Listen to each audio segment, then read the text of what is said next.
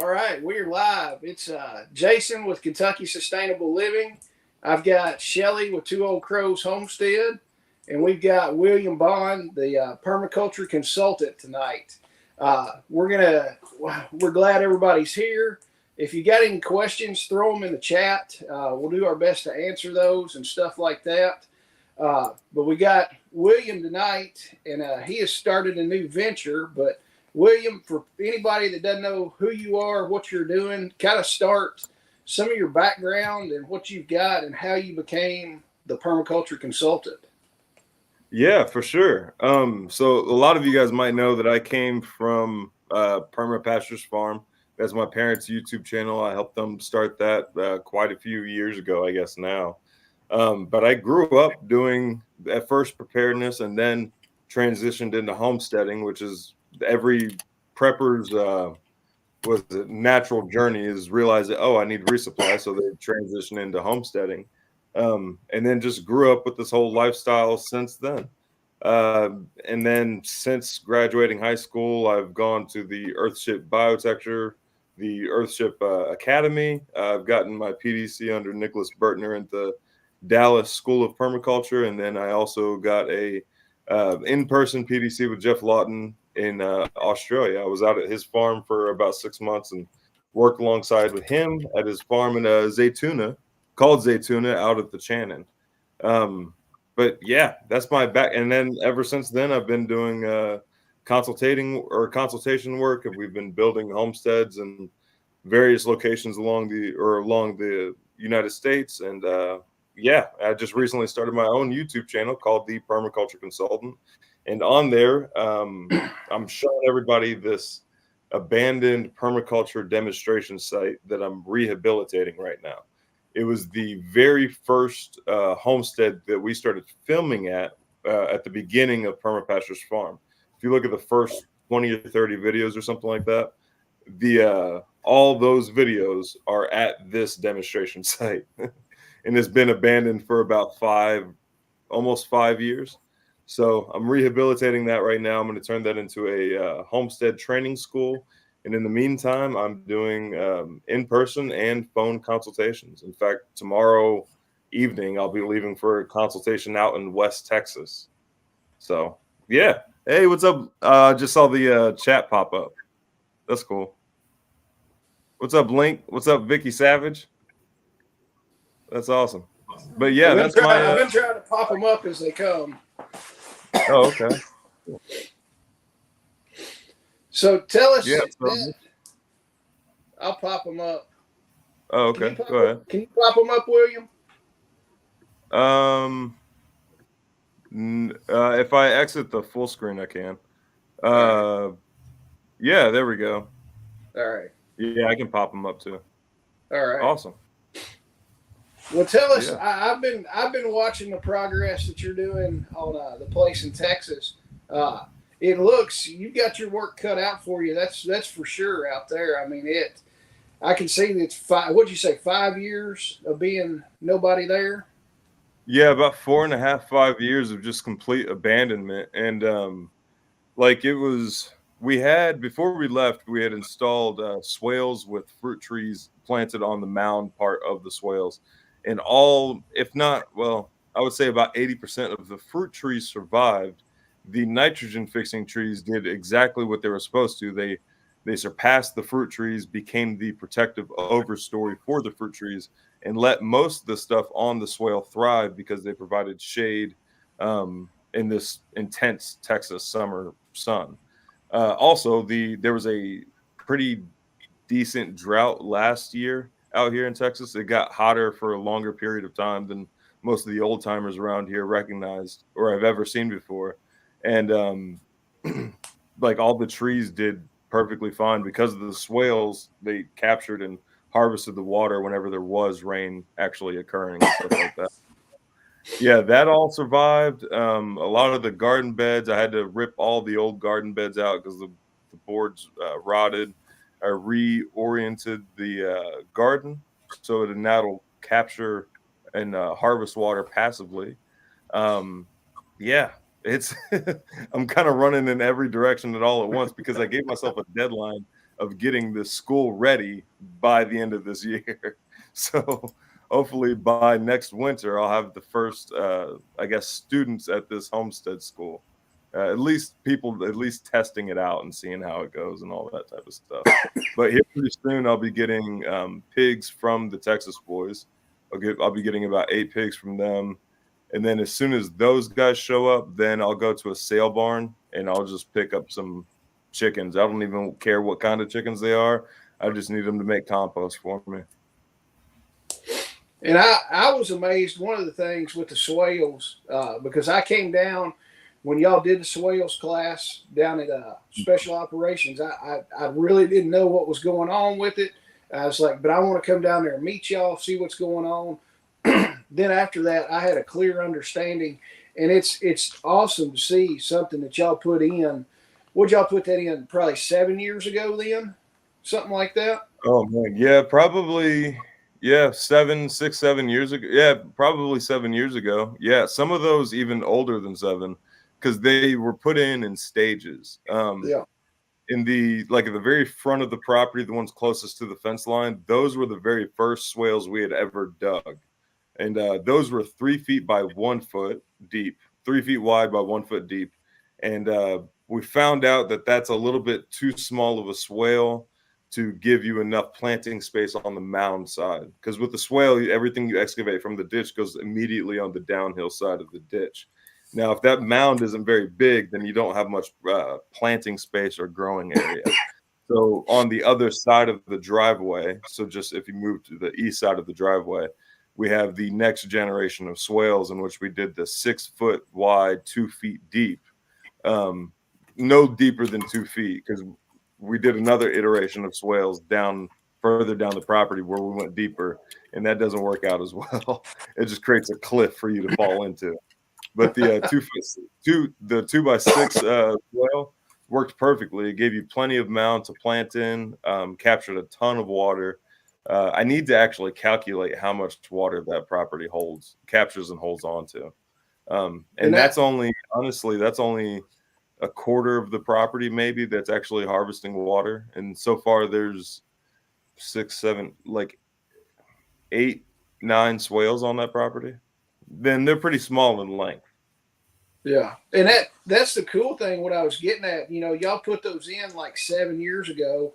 Nothing was done to it for 5 years. And essentially you came down and cleaned it up, and you were saying what, like 80% of the fruit trees had survived, and y'all had nothing with it.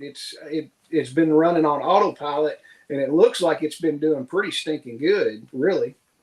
Yeah, and then also now that it's been kind of established over there, anything that I plant now is going to do fantastic, because the entire time there's been growth and death and regrowth and death, and over again, it's feeding the soil microbes in the mound part of the swale. So anything I plant there now is going to do fantastic, because the soil biology in that area has been undisturbed. So there's been no compaction. It's been doing nothing but growing and getting better over time. Especially with the amount of nitrogen fixtures and pioneer species that were planted on that mound, it was only going to do well. And then also in the garden area, with it going fallow for the past 4.5, 5, or however many years, the garden soil over there is fantastic. Really? It all has perfect crumb structure. It's all that deep chocolate colored brown and all that stuff, and it's perfect over there. I've been taking some of that garden soil and sifting it and turning it into potting soil, and it's working awesome. That's amazing. Yeah, permaculture works, y'all. I told y'all. So is there a simple, easy way for you to explain to us how to calculate how much water your land retains or whatever? You can, so like if you're doing it on a large scale, like you're trying to check how much water your pasture holds on to and stuff, and you don't have any earthworks, you can do a soil test and find out the organic matter in your soil. And for every 1% of organic matter in your soil, you can retain 20,000 more gallons of water per acre. So every 1% per acre it goes up, that's another 20,000 gallons per acre that it's going to hold on to.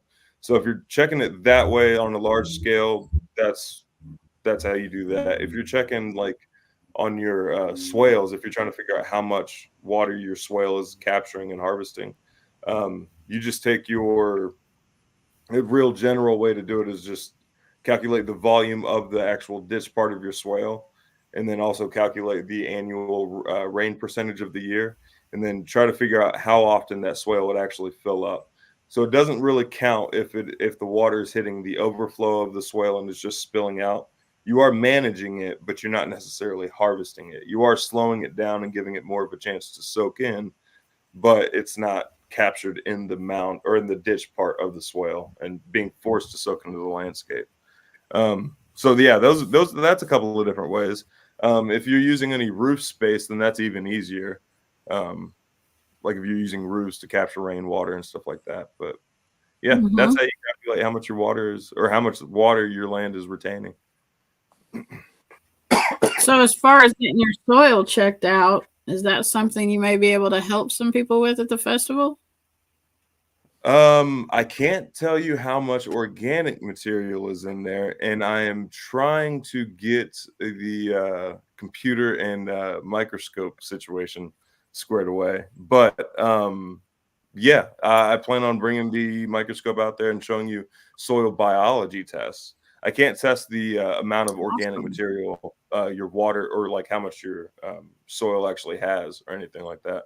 But I'm hoping to do some soil microbe, at least demonstrations, hopefully some tests, and get some ideas of what you guys' soil looks like. So we might be even be able to test some of the soil at the location. It looks like Mona Lisa might need to talk to you about getting a consultation. Yeah. Oh man, uninhabited for 13 plus years.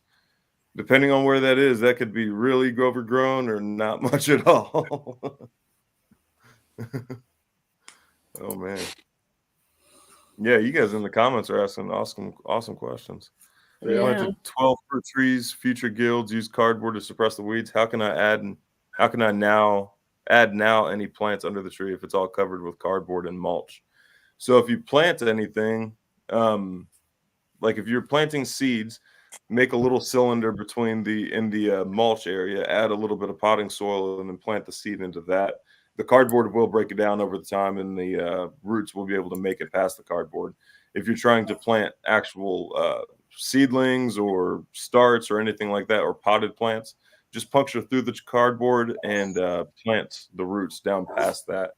And make sure you don't pile up the trunk of whatever you're planting with wood chips. Make sure it's not in contact with that. Any recommendation on a microscope? Oh man, like an Omax is good, but be careful because the Omax won't work with Max, like MAC apostrophe S, like Apple Max.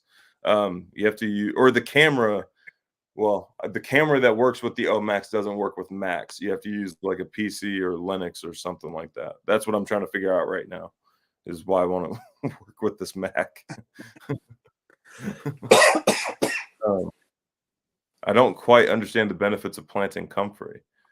Well, there are, I mean, really a ton of benefits. It's a dynamic accumulator, so it's accumulating a bunch of nutrients and minerals and all that stuff from the soil, bringing it up to the leaves, making it bioavailable to the plant. So whenever it dies, it hits the ground, breaks down, and then feeds the surrounding area and the surrounding soil and stuff.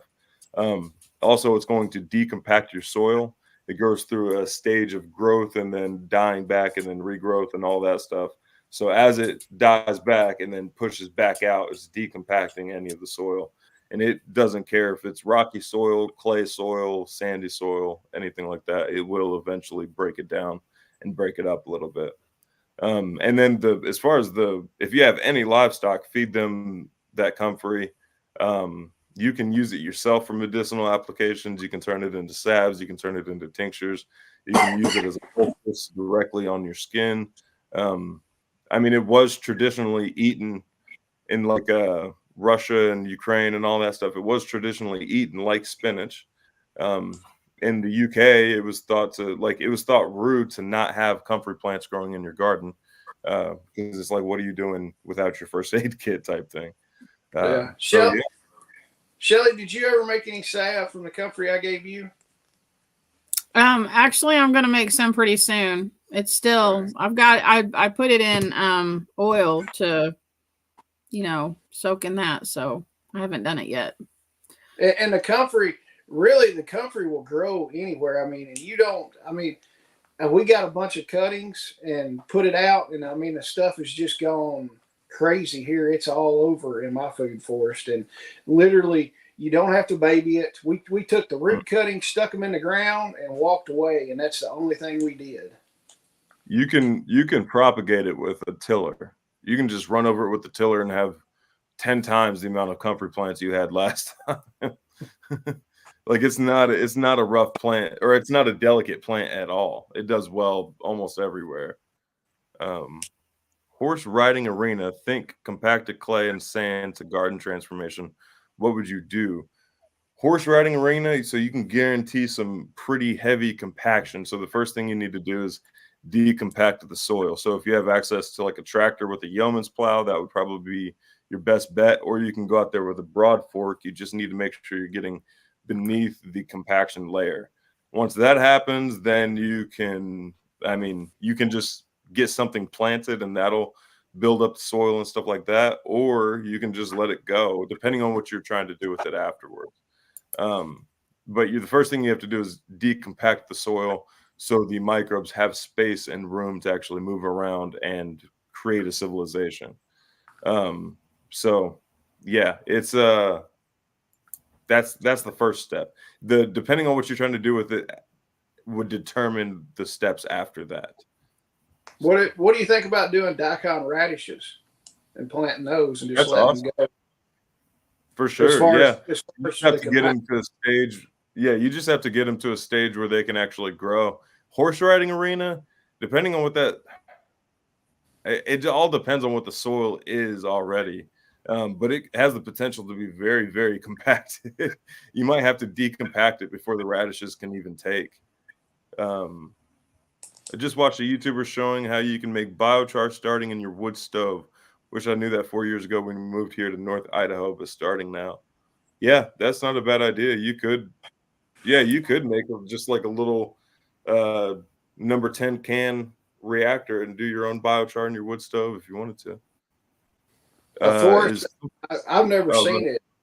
Yeah, Forrest, I've never seen it.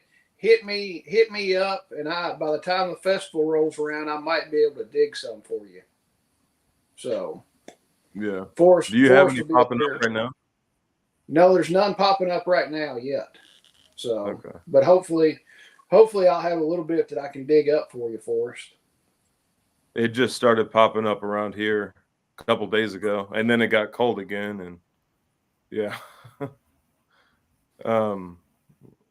The question is, after you run over it with the tiller, how do you get rid of it if you want something else? Well, you don't. It's there forever. Unless you just sift the whole area and get every piece of root out. Yeah, it's there forever. But you don't really want to get rid of it. Exactly.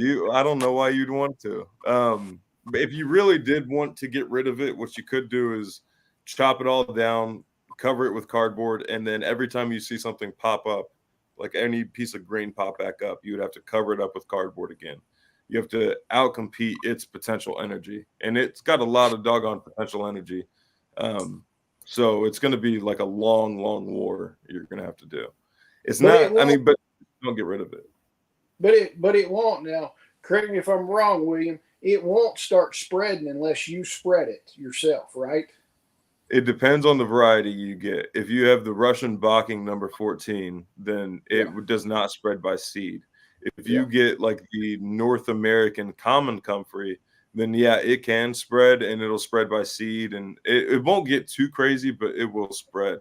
Now, the downside of the American common comfrey is that it's lower in allantoin, which is the healing compound of comfrey, and it just is way more bitter for your animals. If you get the Russian Bocking number 14, then it's the best tasting for your animals, and it's the highest comfrey plant in allantoin levels.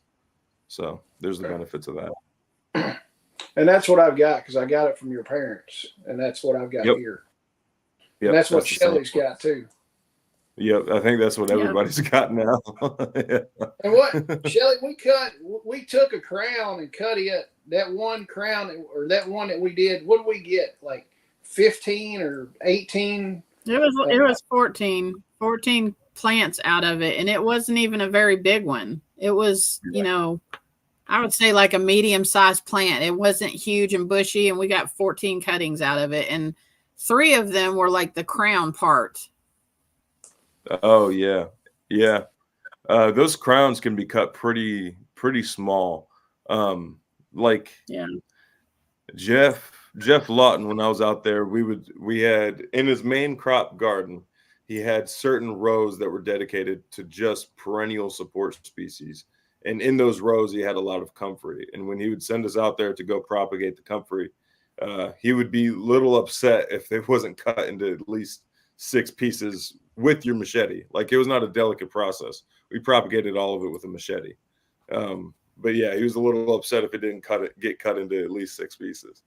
But I mean, some of those bigger plants, they have it wasn't uncommon for me to cut like 82-inch piece cuttings off of a larger comfrey plant. It's not uncommon. Yeah. Oh, my comments weren't scrolling. There we go. So I planted comfrey in a raised bed. The plan this year is to dig it up and put it in a few different areas. That's exactly what I did. I started with 1 bag of cuttings, and we just kept, as soon as the plants come up and get big enough, I would dig them out, split them, put one part of it back where I dug that up, and then just plant other places. And you can do that, and you wind up with a whole lot of comfrey quick. Oh yeah. Yeah, if it's one of those plants where you just need one of. If you have one comfrey plant, you never have to buy comfrey again. One can turn into 100 very, very quickly. Yeah. If you do plant it, make sure you don't put it in potting soil. It doesn't do too well in potting soil. Just put it in whatever native soil you have around you. But yeah, like Miracle Grow and all that stuff, it doesn't do too well in. We have common comfrey here. Common comfrey. Go ahead. Go ahead, Shelly. You got it. Sorry. We have common comfrey here growing on our property wild. Can we transfer those to places we need to help when we start our orchard? For sure. I would wait till, I know where you are. You're in northern Idaho. I would wait till you start getting warmer and start having like the comfrey actually pop up and get a little bit established. You want a little bit of root growth. So that way you can maximize the amount of comfrey cuttings you can get out of it. But yeah, I for sure would use it to get an area established for your future orchard area. Just plant it thick and just keep chop and drop and let it decompose in the areas that you plan on planting trees.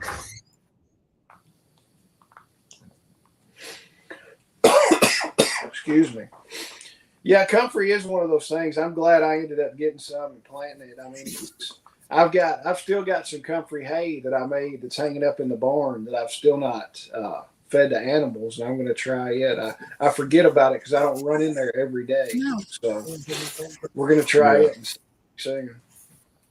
Do you guys feed any of the fresh stuff to your animals?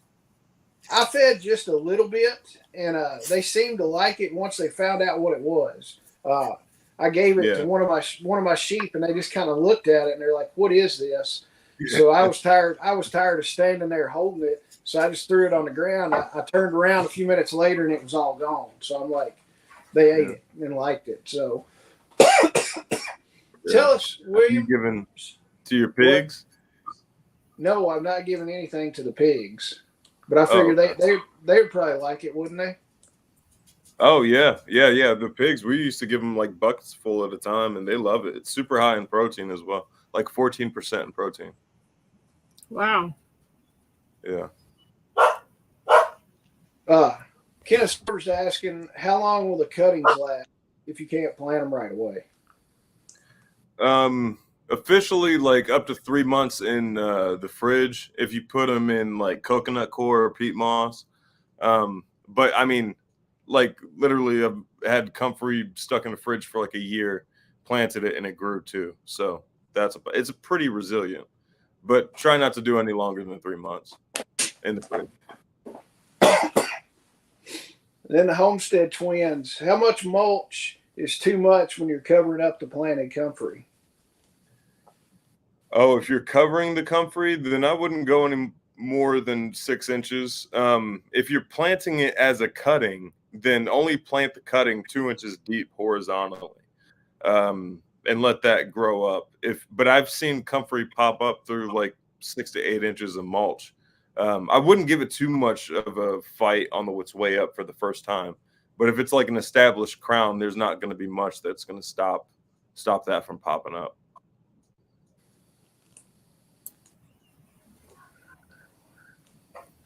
William, can you read that one? I think it's there. Yeah. I did spring pruning of gooseberries, aronia, seaberry, and different currants, and I would like to propagate them. Right now, they're in water with willow branches. Will they take off? They should. I don't see why not, especially if they're in there with willow branches. That's like the world's best root growth hormone. They can't manufacture anything that performs even half as well as willow branches. So, yeah, that should work. Also curious if anybody has mailed comfrey. How do you do that? I told someone in Tennessee I would send them some. So to mail comfrey, what we did was just cut it into 2-inch pieces, put it in a Ziploc bag with peat moss or coconut coir, make it a little damp, just very, very little, not much at all. And then you just ship it off. Keep it refrigerated until you ship it, but that's the process. It's pretty easy. I don't know how to mail a whole plant though, so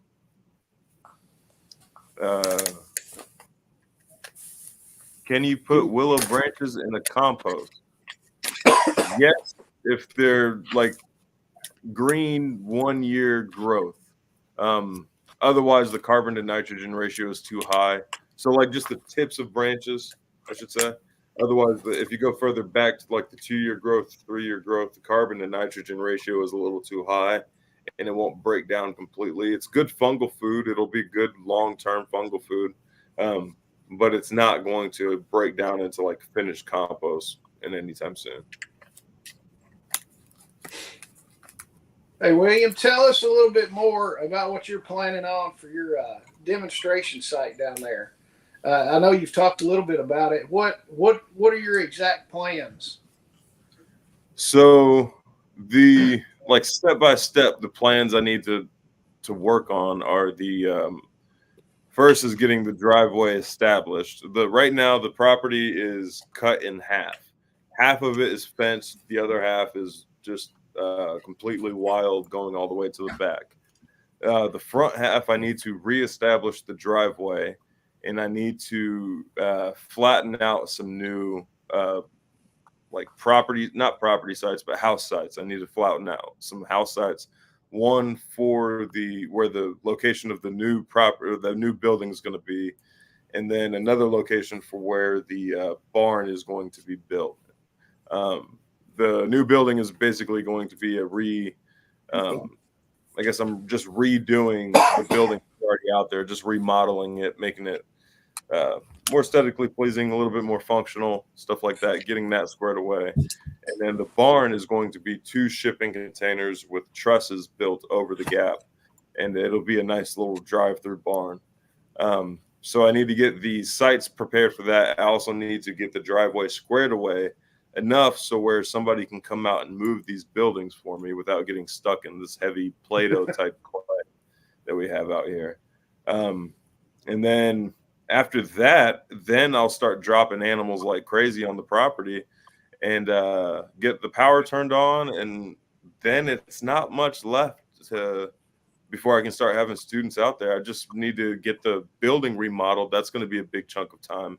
And then get the barn built, and that'll be a big chunk of time. But those are the big stumbling blocks right now. I plan on putting a root cellar out there, also a tornado shelter out there, because it is Texas, and if there's a tornado, yeah. yeah. there's a company that just popped up around here recently that is doing it for pretty cheap now. I think you can get a 10 or 12 person storage container, or not storage container, but tornado shelter for like $5 or $6 grand. So That's not as bad far at as all. tornado shelters, that's not bad. They just come and like dig the hole and plop it in and cover it up all on the same day. So You should hook him up with your guy, Jason. He's in Tennessee. I don't think he wants to drive all the way to Texas. I don't know. That's going to be expensive. I would think wherever there's tornadoes. yeah. The storm shelter guy that was there last time, he's working on doing connexes now and making connexes into storm shelters. So Wow, really? that's huge. Yeah, that's a big storm shelter there. Is he burying? Yeah, he's going to bury them. He's going to reinforce them. He makes and custom fabs all the storm shelters that he does. They've got a whole welding shop, and they weld all of them. He's not buying them. So, okay. Which is pretty neat. I would like to say that I'm intelligent enough to know what that means, but I have no idea what Steve Hall is talking about. I don't know what that is either. By stool layering? Oh. I prune by stool layering? I don't know what that means. Yeah, I don't know either. Maybe you should elaborate, Steve, because we don't know. If you know anybody that does storm shelters in South Carolina, it looks like the Hidden Oasis Homestead needs one there. Yeah, no kidding. Yeah. Yeah. It's pretty flat where you are. Yeah. You're gonna need a storm shelter. It's not a bad idea. Or a basement. It seems like that's something people could just, design in with their house around here and have a basement. But yeah, we have a basement, so that's what we do for our storm. Yeah, I've got a basement on my house, and this is every house I built for myself, I put a basement on, and it's funny where I live now. We went down 4 feet and hit almost solid rock, and oh wow! I told my buddy that's got a big ram on his track hoe. I called him. I'm like, hey, bring that thing out of here and start busting rock for me. My dad drives up, and they're out there just busting rock. He rolls the window down on the truck, and he goes, what are you doing? I was like, we're digging a basement the hard way. He goes, that sucks. And he rolled the window up and drove off. Didn't come back for like two or three days. And I'm like, hey, where have you been? He goes, I didn't want to hear. He said, I didn't want to hear that crap all day long. And then he goes, how much? He goes, how much did that cost you? And I'm like, I don't want to talk about it. Did you get a basement? So do all hunting. Yes, basement. You can. Do all hunting. You can use a root cellar as a storm shelter. That's what my grandparents did when my mom was a little girl. Hey, Bruce is here. Hi, Bruce. Okay. What's up, Bruce? Is still layering when you bury the tips to propagate the plant instead of parting it grow. I'm lost here. Parting it grow up. I don't know. I'm not sure. I don't know. I know what like air layering is and like actual layering in the ground is, but I don't know what stool layering is. I'm not familiar with that term. Okay, this one says, could I use white willow bark capsules to help rooting? Hoping to move a current bush and start a second from a cutting. I don't know. White willow bark capsules. I don't know why that's a thing.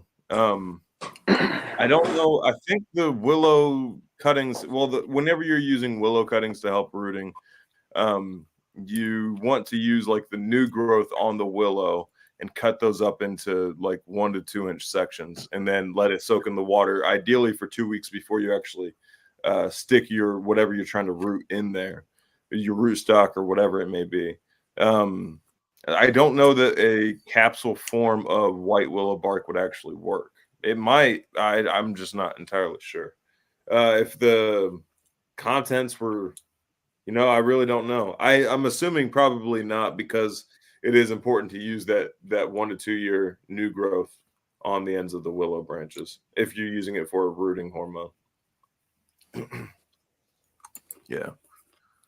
When the jalapeno, oh, sorry, go ahead. Go ahead.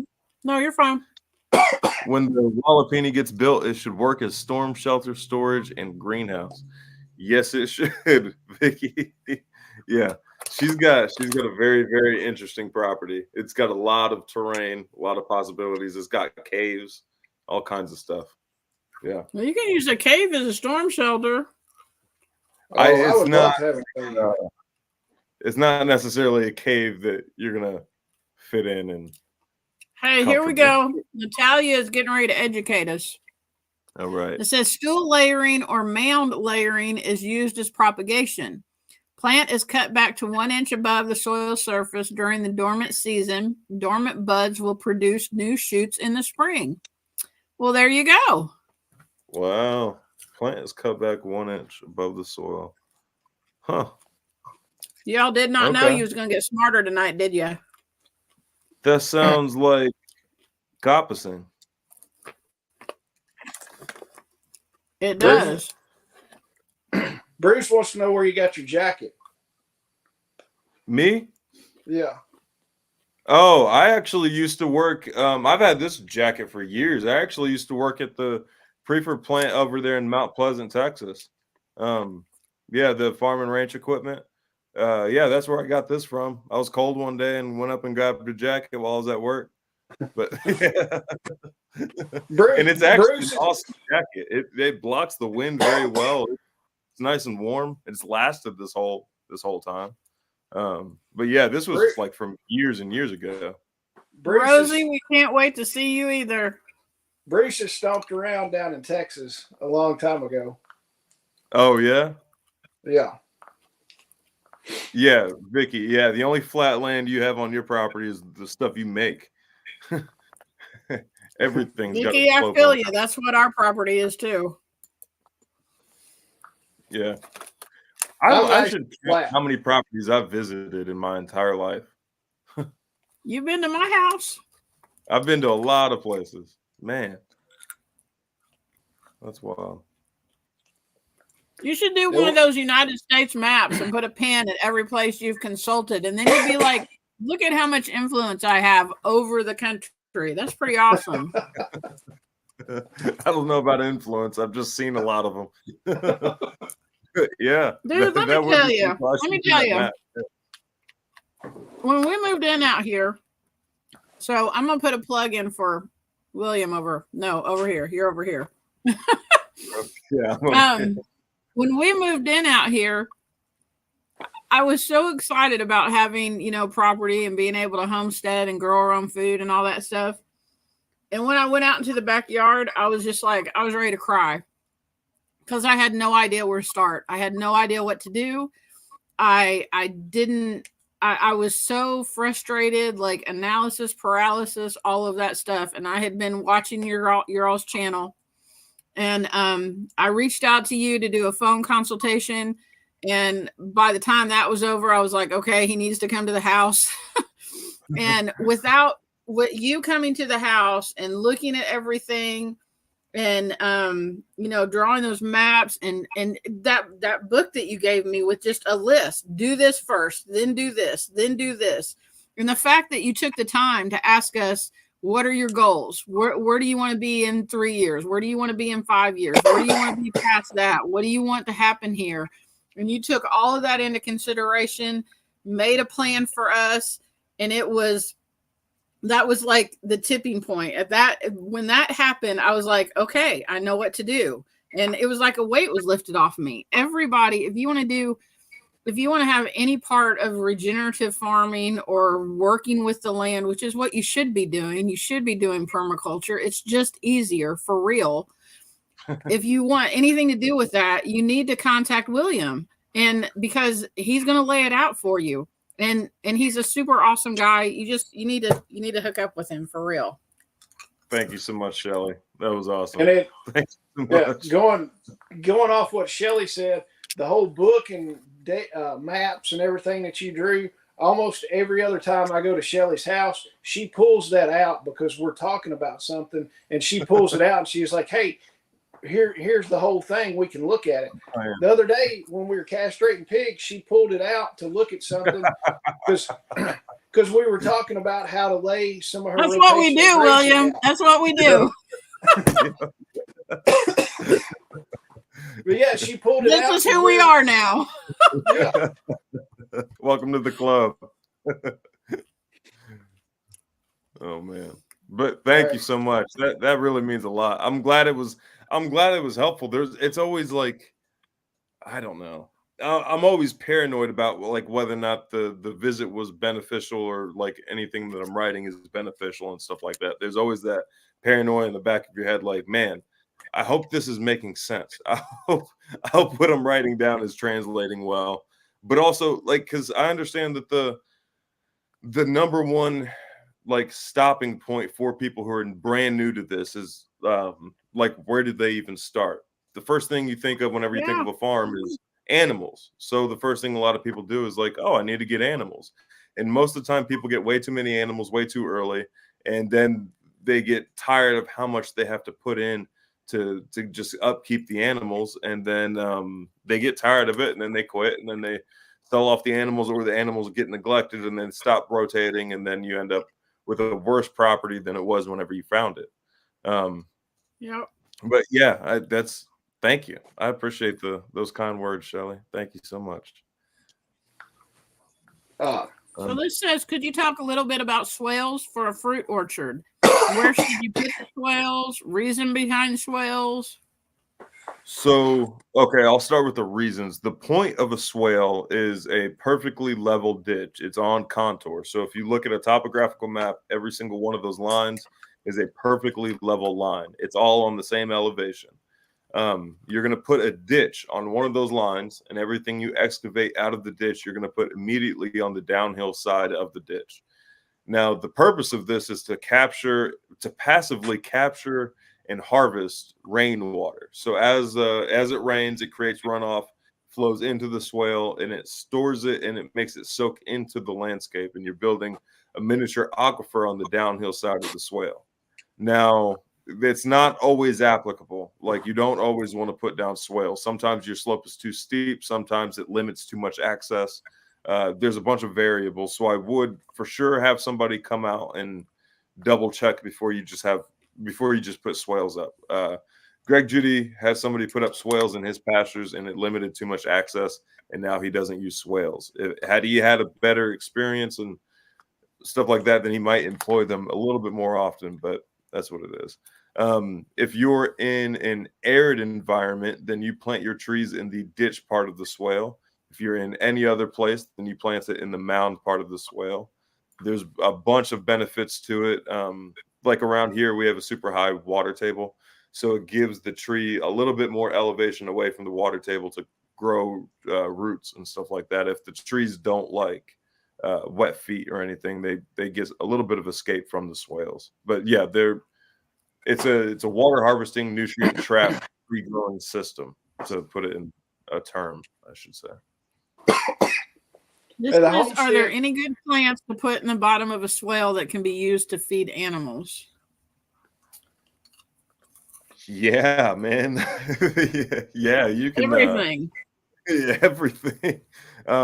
It depends on how much rain and how frequent your rain is. Like if you do get like enough rain to create runoff pretty frequently throughout the year, then you might not be able to establish many plants there. If you do and it's constantly full, then you might be able to plant duckweed or azolla or something like that. But and that you can feed your animals. That's also super high in protein. But yeah. What are your rates for phone, not in-person consultations? If you send me an email, I'll be glad to tell you. Yeah, go $1 million. Yeah, just shoot me an email at the permacultureconsultant@gmail.com. And it's linked in all my videos down below. So I can't wait till he does our consultation. Yeah, I can't wait to come out there People either. are getting excited. they bought a beautiful place down in South Carolina. It's awesome. It is a really cool spot. Like beautiful views. It's in like the lowlands and stuff. It's really cool. I'm not going to give away your location exactly, so don't worry.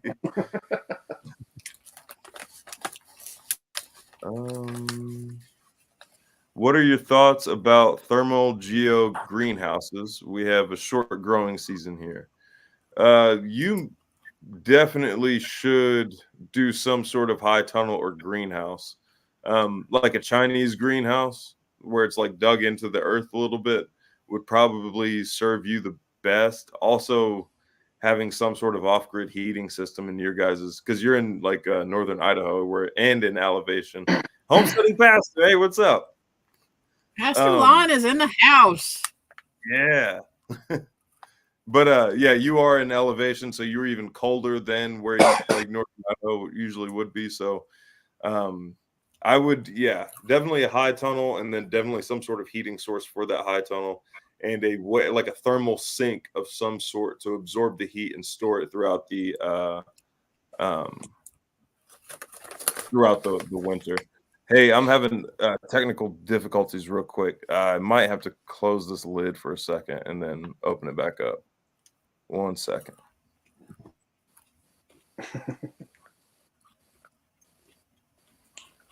There were too many comments coming in at once. It fried his computer. Yep. A lot of people have questions for William. Yep. We're gonna suck his YouTube Q&A out now because he's not gonna have any questions to answer. Nope. Shelly, tell a few of the people while William's gone. Let's hit the festival part real quick. Oh, all right. So, yeah, we can hear you. We just can't see you. Yeah, I can't see you guys. My screen just went black. We just see a little round circle with a little dude in the middle of it. Well, I don't know what's going on, but I can hear you guys. I guess I can at least talk. I don't know why, but my screen just went completely black. William, if you want to restart, if you want to restart it and log back on, you can. Shelly's going to talk about the festival for a minute. Okay, that works. I'll try to get it figured out on my side. All right. Thanks. All right. Well, hopefully we can get William back quick. The festival, Kentucky Sustainable Living, Homesteading, and Preparedness Festival, is March 23rd and 24th. I'm sorry, in Bowling Green, Kentucky, at the WKU Ag Expo Center. We have an awesome lineup of people, and I'm not prepared, so give me just a second, and I'll tell you who those people are. One of them is going to be William Bond, of course. That's why we have this live on with him. William's going to be talking about permaculture and incorporating that into your new homestead design, or even if you have an outstanding home or, a homestead going right now, he can talk to you about that as well. He's also going to be he's going to bring his microscope, and he's going to be talking about soil health. So if you want to bring a soil sample from your land, he can talk about, there he is. He can talk to you log about, in on my phone. Oh, sorry. All right. Go ahead. You're fine. But he can talk to you about soil health and what is going on with that. We're also going to have Jeff Smith. He's going to be talking about Preparedness 101. If you were at the festival last year, Jeff Smith was there and did a talk on getting home. Getting home. Yeah, if something happened, if there was a natural disaster or something. And then he talked about old tools, and that was really interesting. I got to sit in on that one. I learned a lot from that one. We're going to have Toolman Tim. If you're familiar with him, he's going to be talking about stopping the poverty mindset. Everybody needs to hear that talk. Nicole Sauce is going to be there from Living Free in Tennessee, and she's going to be talking about I cannot talk. Pantry management. Angry American. Do y'all know who Chris Weatherman is? Recently, Jason and I were able to do a video with him, and I think it's going to be on his channel like in a week or so. Yeah. He is awesome. So he has written something like 23 books. He's written the Going Home people know it as the Going Home series, but it's actually the Survivalist series. And I had no idea who this dude was. And Jason was all excited because he was like, oh my God, I got Angry American. Chris Weatherman's going to be there. And I'm like, I have no idea who you're talking about. So I didn't want to look like an idiot when I talked to the guy. So I got his first book, Going Home, the one in the Survivalist series, and started reading it. I am now on book 8 because I'm completely addicted. I love these books. He's an excellent author. It's really, really good stuff. And I just love it. You need to come out and see him, talk to him. He'll have a booth set up where you can buy his books and everything.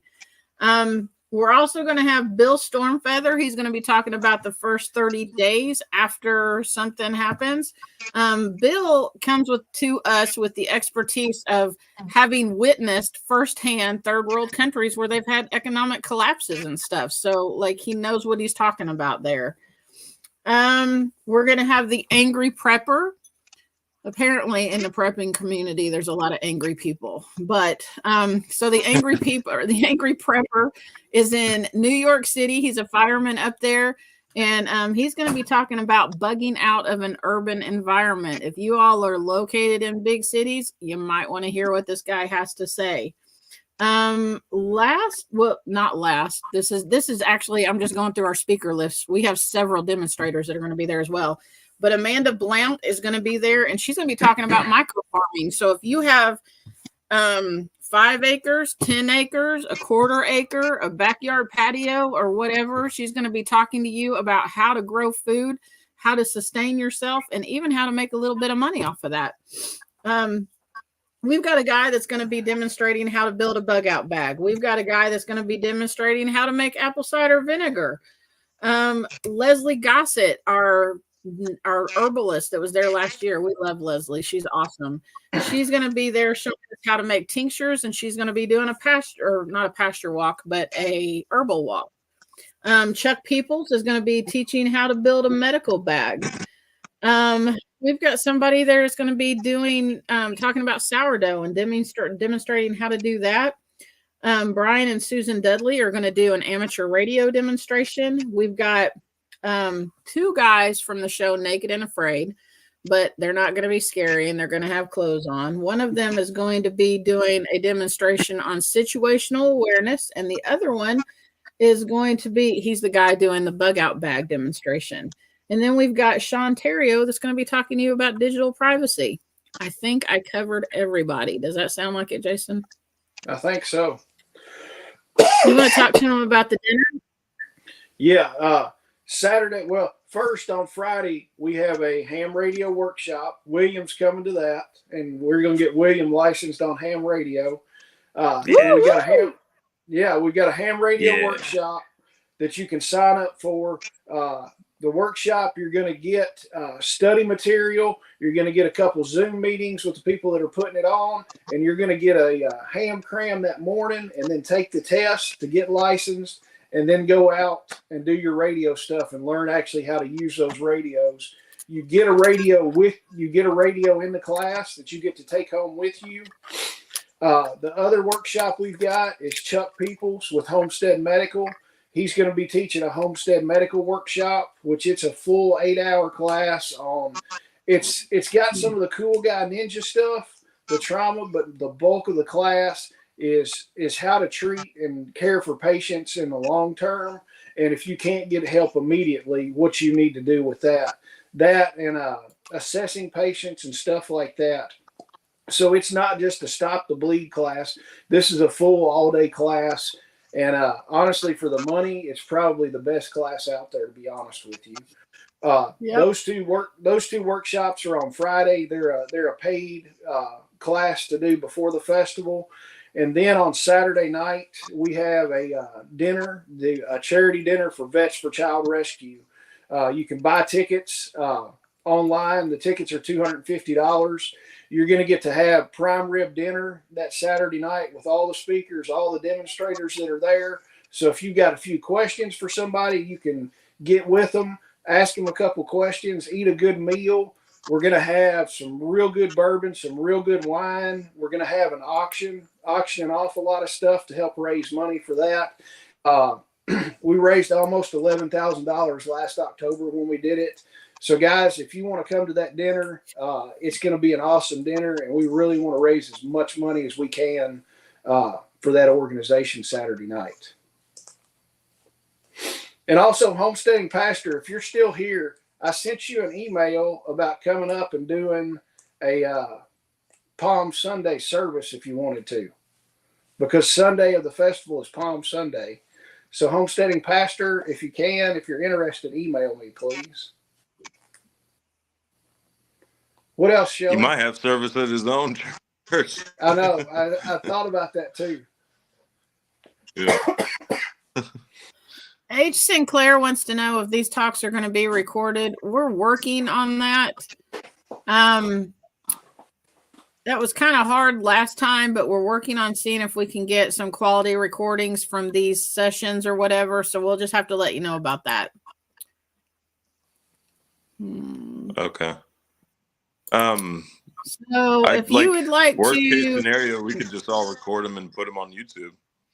Just upload them as actual videos. Yeah. We tried to do that last time, but one of our speakers, I think you might know who it is. I uploaded one of her videos and it got my channel, like I got a bad mark or whatever on my channel. So sometimes, I don't know, sometimes that doesn't work well. So if you'd like to write to me, my email address is shelly.randolph, RANDOLPH @gmail.com. Send me a note.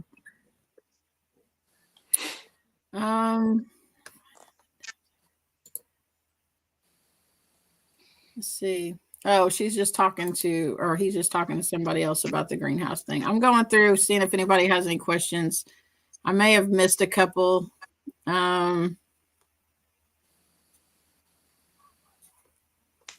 We might. Miss Sharon says it would be awesome if we could go live with this. That would be awesome. We might try to do that, right, Jason? Yeah. We might be able to do a little bit. We've got good Wi-Fi in there. Oh, that's cool. Yeah, that'll be cool. Yeah. Well, we're coming up on almost an hour. We've got all kinds of stuff to do. Well, I think we've covered everything. William will be there getting his ham license, talking about soil, talking about setting, talking about. You're more excited about that than anything, aren't you? Yeah. Yeah. I'm gonna be doing all kinds of exploring. I'm gonna see how far I can reach out there. You're like, hey, have you heard of permaculture? See, William, I tell everybody about you. Well, thank you so much. Forrest wow. Forrest will be at the festival. Forrest, you can meet William when you come up. Oh, cool. Awesome. Yeah, I look forward to seeing you, Forrest. Awesome. Forrest is pretty good. Hey, does Forrest live near the festival? Forrest is in Alabama, right? I'm pretty sure Forrest is in Alabama. Okay. All right. Well, if we can schedule it so where, like, I'm doing your consultation in transit, then it'll be a cheaper price. So, yeah. If that works out for your time, of course, I guess I can email you about it. I guess we don't have to talk about it on a live stream. But, yeah. Forrest, hey, one other thing. One other thing. For more information about the festival, you can go to KentuckySustainableLiving.com. You can get your tickets there. If you use coupon code email25, you can get $10 off the cost of your ticket, and that'll be off of each ticket. So go check it out. We have one more question, William. It says, my Russian 14 comfrey is still dormant. When should I dig it up and take root cuttings to transplant? I think what? Dang. Did it kick me off for the last question? Can y'all see me? Yeah, we can see you. You just kind of glitched out. Okay. Yeah, it froze. I heard the question and then it froze on me. Sorry, guys, for the technical difficulties. But I would give it a month after it pops up. Give it about a month and a half. I'm not sure where you live, but As soon as it pops up out of the ground, I would give it another month, month and a half, and then you could dig it up, and then you should have pretty substantial roots by that point, especially if it's been planted long enough to go dormant. So yeah, you should have some pretty good roots by the end of, or mid-spring, I should say. Pastor Lon, I totally understand that. So we'll go once around. William, where can they find you? You can find me on everything called the Permaculture Consultant. Just duck go that, and you should find everything I'm on. Yep. Except for the trailer park and TikTok, right? Actually, you'll find me on TikTok. I just repost the reels and all that stuff over to TikTok. You came over to the meth lab? Yeah. Hey, I'm not on X. I traded it out for X. Yeah, you're not wrong. That's what I tell everybody. It's like Instagram is like the nice upscale neighborhood, and then TikTok is like the methed out trailer park or something. Yep, you're not wrong, man. It's like the low budget Instagram. It's like all the videos are glitchy and they're kind of blocky and everything. Oh yeah, well, I mean they let Kyle the backwoods butcher on there all the time. So I mean it's a little trailer park with him on there. So don't be knocking Kyle. Poor Kyle. He'll see it and I'll get a text message. So they can find you everywhere at the Permaculture Consultant then, correct? Yes, they can. Yep, somebody all just followed me as soon as I said that too. DHT Nursery. All right. Awesome. Shelly, where can everybody find you and your soap? You can find us at Two Old Crows Homestead on YouTube and twooldcrowshomestead.com if you want some Turn that soap. simp into a pimp. That's right.